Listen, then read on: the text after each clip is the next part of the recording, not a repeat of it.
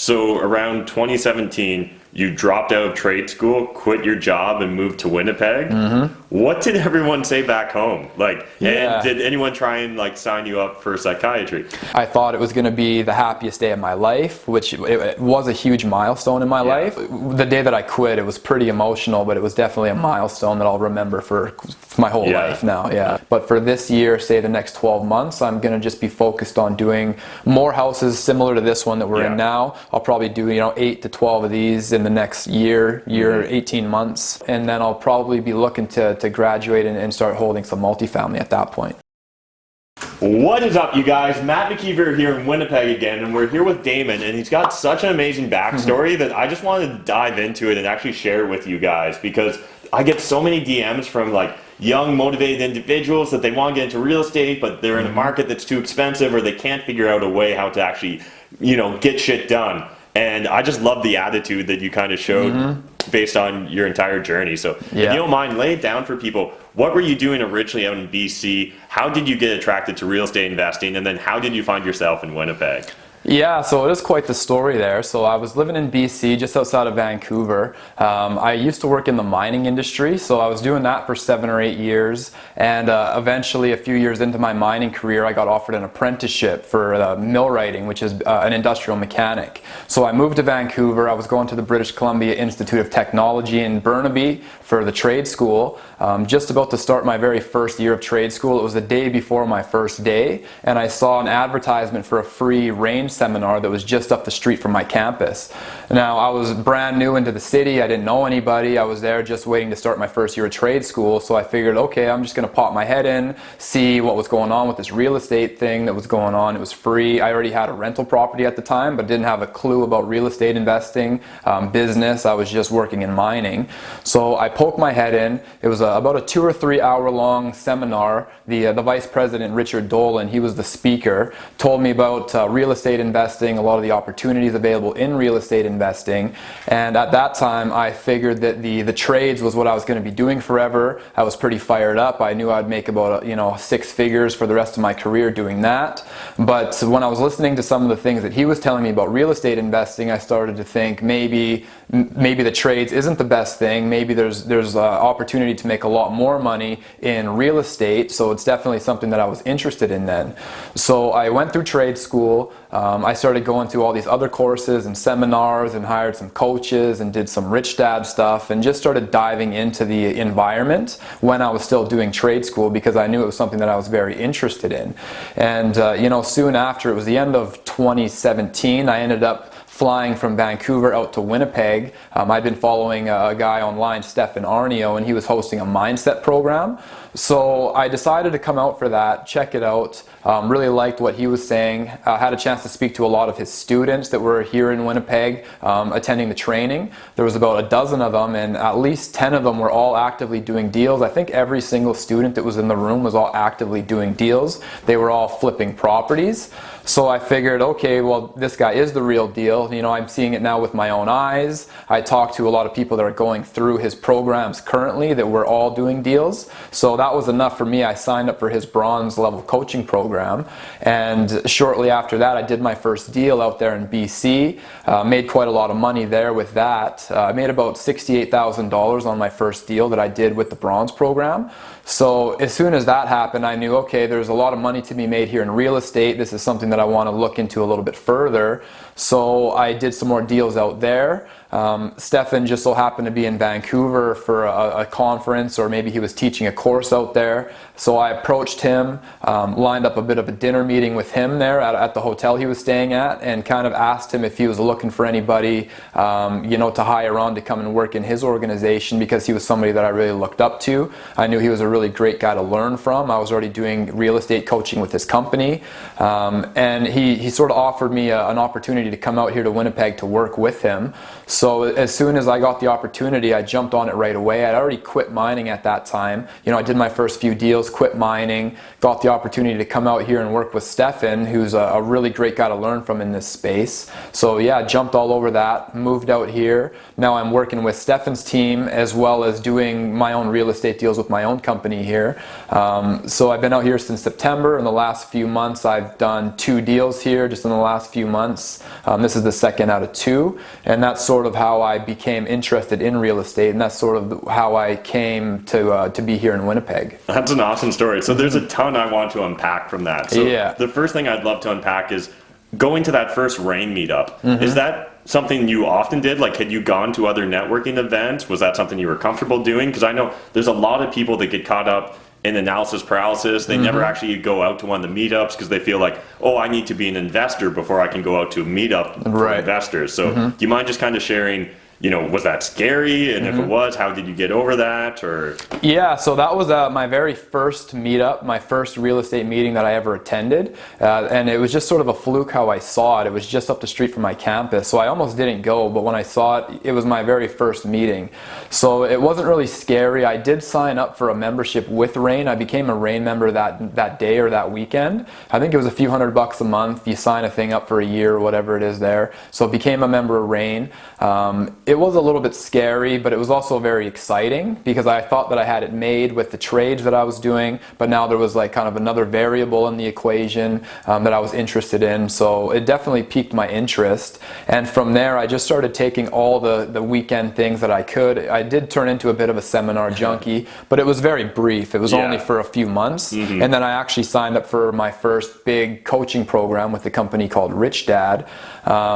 And even through that process, even when I was doing that, I was still working full-time in mining. I was doing the coaching stuff for the courses with Rich Dad. Plus, I was still going to all these other little 3-day things here, 4-day things there, because now I knew that real estate was what I wanted to do. I just needed to find an avenue that I was able to take to get where I wanted to go with that. So I went on a bit of a manhunt. I just was checking out all the different companies. I knew I was going to find something that would stick at some point. And then when I finally came across Stefan's stuff there, without a doubt, I knew that's sort of the way that I wanted to go. And that's been, one of the main reasons why I've been so successful in real estate investing since the end of 2017 was because I did see Stefan and, happened to get into his programs.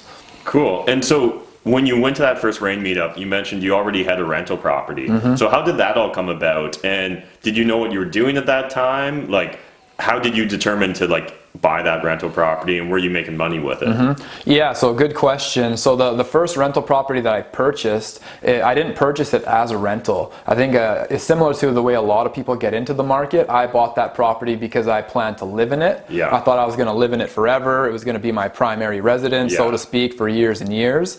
And then that was in the Okanagan. Eventually, I ended up moving out of that property. I ended up moving to the Vancouver area, so I turned it into a rental just because I owned it. I didn't really want to sell it.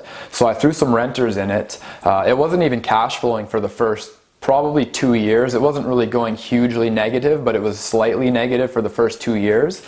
Then eventually I was able to raise up the rents a little bit, and it turned into something that was sort of breaking even. Eventually it was cash flowing very, very slightly, but that's the way that I bought that particular property. Wasn't into investing at the time. I thought I was going to live in it forever. I just so happened to move to a different city, so I was sort of forced to turn it into an accidental landlord. Exactly. Gotcha. So I was an accidental landlord. Luckily I had really great tenants in there for the entire time that I had it as a rental. I rented it for a few years. So a lot of the same tenants were in there, very, very nice. There were 2 younger girls in there, both nurses, treated it very, very well, took very good care of it. So luckily I had good tenants. But yeah, it was a bit of an accident how I came into that rental property. So another thing I'd love to break down for the audience, and correct me if I'm wrong, but so around 2017, you dropped out of trade school, quit your job, and moved to Winnipeg. What did everyone say back home? And did anyone try and sign you up for psychiatry? Because I know for a lot of us, we get caught up in this idea, or we get so concerned about what other people think, right? And that's a lot of life changes in a short period of time. So did family or friends present any friction? Yeah, well, my family, they never presented any type of friction. My family's always been very supportive. Awesome. They've been like, they've seen the whole journey, so they knew how passionate I was about investing. They knew that no matter what I did, I was going to succeed at it and be, you know, happy doing it. The main static that I received was from my old coworkers and the old other trades guys in mining. They didn't give me too much static, but they were all saying, yeah, pretty much implying that, yeah, exactly, I'm a bit crazy. You know, I had it made, you know, the trade ticket there, you're going to make 6 figures for your entire life and everything was going to be great. So I did get a little bit of static from my coworkers that didn't really understand what I was doing. They don't really understand like the entrepreneurial mindset. They focus very heavily on things like security, you know, that guaranteed paycheck coming in, trading, you know, time for money, that kind of thing. And they just haven't really taken the time to learn that there's so much else out there. There's so many other opportunities available out there. They just sort of know what they know, and they just have been working in trades for so long, and there's nothing wrong with working in trades, but they just hadn't really educated themselves. They hadn't taken any other courses to kind of show them the other things that are out there. So for that reason, they were a little bit skeptical, and even some of them still are skeptical about what I'm up to now, even though they see that I'm doing very well and that I'm, you know, have a lot more freedom. I'm much happier. I'm not, you know, killing my body anymore. A lot of the guys that I did work with there, they're, you know, reaching retirement age. Yeah. A lot of them don't have any savings because in that industry you make a lot of money, but you don't really have the financial literacy to really be able to save. It's and a problem really with everyone. It is. So it's pretty challenging, and a lot of those guys, you know, really great guys, but a lot of them are, you know, in debt, you know, depressed, you know, they're kind of, a lot of them are divorced, and a lot of them are going to outgrow their savings by, you know, 20 years, even though they've made 6 figures for their entire career. So it's just a huge mindset shift. Really great guys. I still chat with a lot of those guys. I miss them a lot. I worked with them for quite a lot of years. So the day that I actually quit mining, I thought it was going to be the happiest day of my life, which it was a huge milestone in my life. But at the same time, it also was very emotional as well. The last time I drove down the hill from the mine, like I was almost crying, but I was like so happy and overwhelmed because, you know, when you're in trades, it's a very dangerous position. You're borderline dying with everybody like every month, so you're all very, very close. You put a lot of work in together, lots of hours together, like blood, sweat, and tears. So the day that I quit, it was pretty emotional, but it was definitely a milestone that I'll remember for my whole life now. Yeah, that's awesome. I appreciate you sharing that. Yeah. So what's next for you? Like, what's the future hold? What's your long-term plans with real estate? Yeah, so real estate, I'm just at the point now when I'm upgrading into the highest level program that Stefan offers. It's called his Platinum program. And the projection there, you're doing 12 deals in about a 12 to 18 month period. So it's a pretty high level program.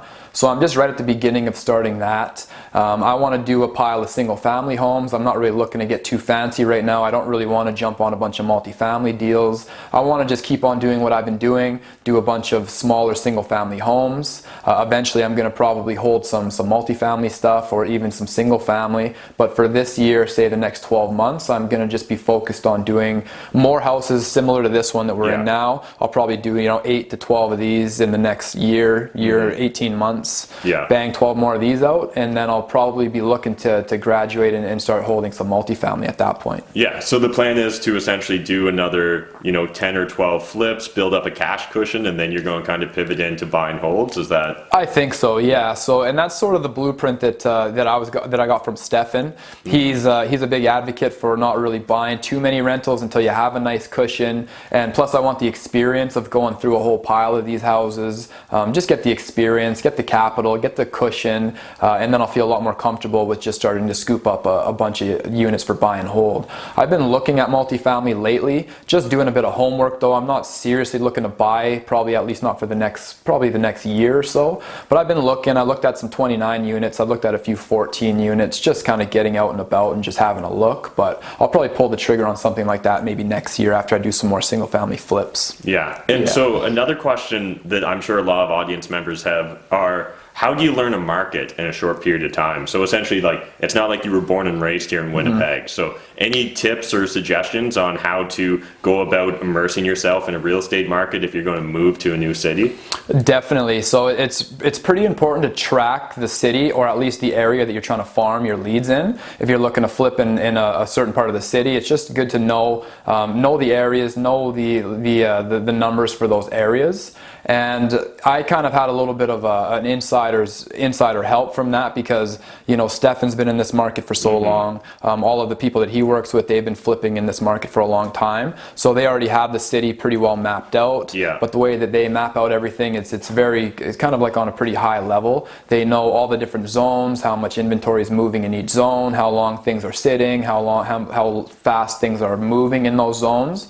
So I was sort of a little bit spoiled. I had access to some of that data right when I first got here, but I still did do a lot of my own homework, a lot of my own due diligence as far as the areas. I know sort of the areas that you definitely don't want to be purchasing anything into flip. There's a few areas that aren't very good that maybe still might make sense to hold some rentals in, but as far as flipping, you probably want to stay away. So I did some digging. I grouped with some people from the local market that were familiar with the area, and that's what I would recommend if you are going to move to a new city, if you are going to start trying to flip in a new market. Definitely helps if you know people in that market that have experience in that market, kind of get together with them, pick their brains, ask the hard questions, and just figure out the best place for you to start farming your leads. Yeah, so a lot of it comes down to your network, guys. I'm constantly talking about how your net worth is directly impacted by your network. Whether you're going to come to a new city and like maybe map onto someone's existing network like Damon here did with Stefan,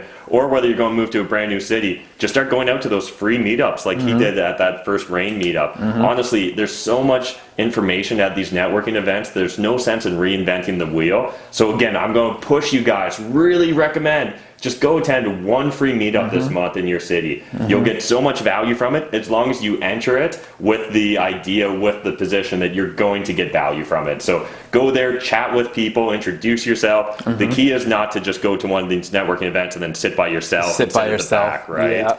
Because I'm sure you see it at Stefan's events all the time, people. And like the people that decide they're going to get value from these networking opportunities, they're the ones that get value from these networking opportunities.